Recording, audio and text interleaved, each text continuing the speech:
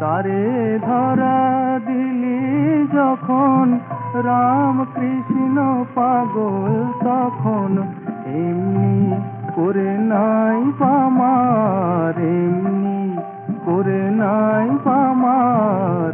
লোক হাসালি বারে বার, সুখের মাঝেও দিশিমা ধরা, ব্যথার মাঝেও দিশাবার। তুই কার উপরে সদয় কখন ভাবখানা তোর বোঝাবার, ওমা ভাবখানা তোর বোঝাবার।